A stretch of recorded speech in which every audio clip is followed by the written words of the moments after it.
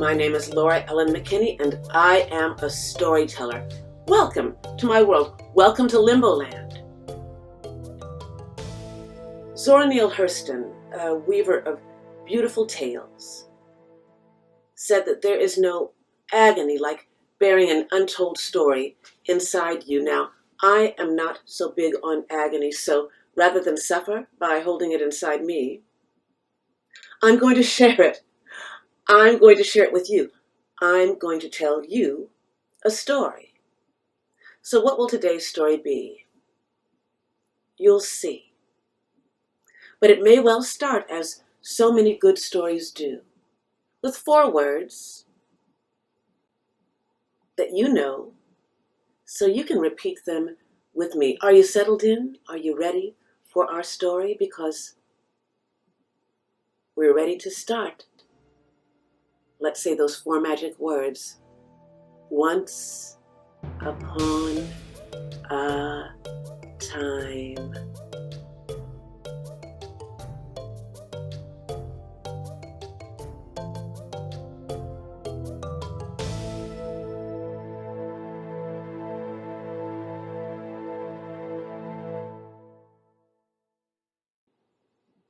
This poem is about the river, the Cedar River, in downtown Renton, Washington, USA.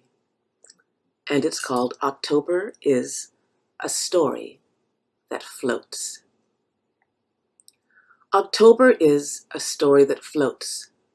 Compound colors wash over annual sense of autumnal decay. The fragrant death of spawning salmon, flashing carnelian fins to protect their next generation, as cedar trees shed Titian leaves. 3-pointed maples fight for centrality, gifting their desiccating crimson to the ancient motions of the river, shedding meals from their trunks for the small fry in October.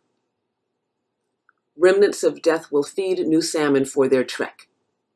6,000 miles from birth to now, when they return to their natal places as parents who must engage in semi-suicidal acts. Metallic bodies exposed as carrion to eagles, kingfisher, all form of flocking avis that move upstream against the current to ensure they're first of the next generations. Salmon morph, swim, spawn, and stop. Their babies morph, swim, spawn, and stop. Their babies morph, swim, spawn, and stop. Salmon are a season that swims. Life is a cycle and a poem. October is a particular tale. Autumn is a story that floats.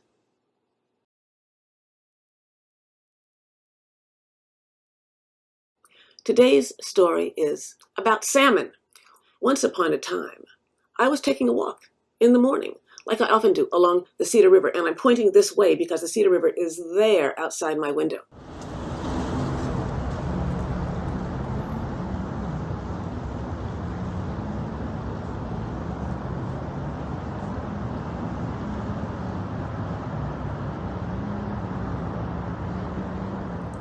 I love this time of year. Salmon are spawning there, right outside my window, right north. That's north, outside my window. I awaken in the ash-colored morning to see them twirling beneath the tree boughs. Normally pink, these sockeye and coho are now bright red, like my lips. Their once rounded noses are needle-shaped, serving as tools for shaping the riverbed into nests. Their eggs are deposited, and male partners whip their tails into frenzied circles to cover the nests with soil. Once done with their life's task, the salmons float into and are trapped by the rushes at the river's edge, where they will become one with the river.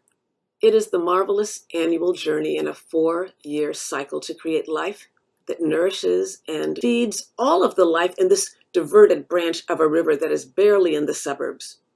Less than a mile from Seattle, there are whiting, otter, beaver, snakes, freshwater crab, whitefish, kingfishers, eagles.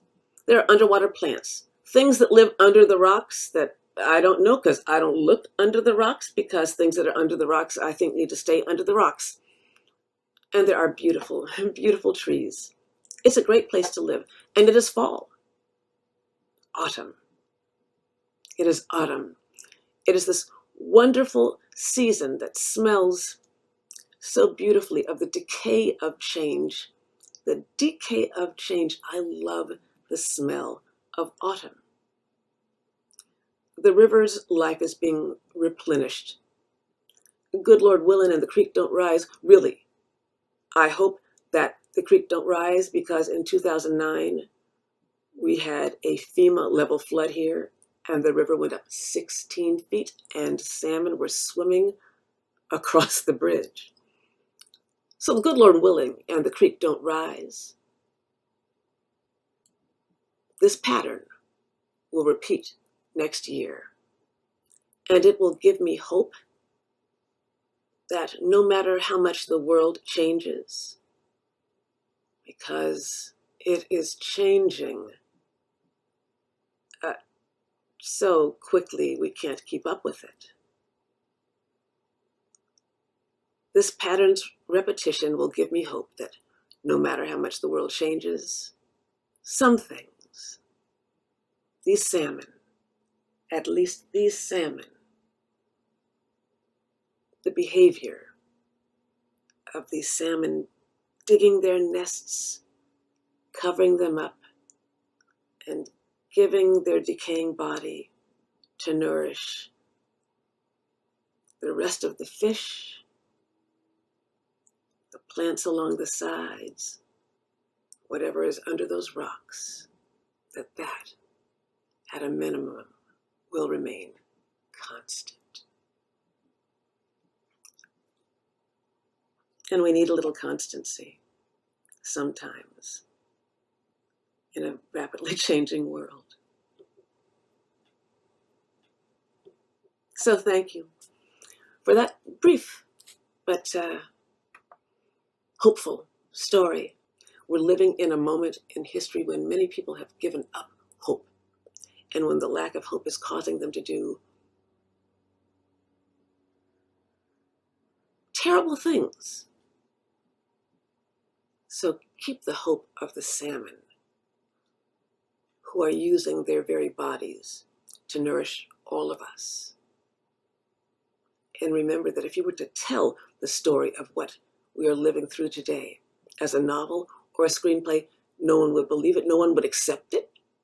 But you're living it every day, so lean into it and live your best story, your very, very best story. Live your best story. And if you feel like it, if you have a moment to do it, tell me all about it, because I would love to hear it. Until the next time, story people. Thank you for joining me in Limbo Land and for being my special Patreon partners. Your subscriptions help me create the art that makes my soul sing, and I hope makes your world a bit better too. Until the next time we're together, be certain to live your best story. And I will see you here soon in Limbo Land.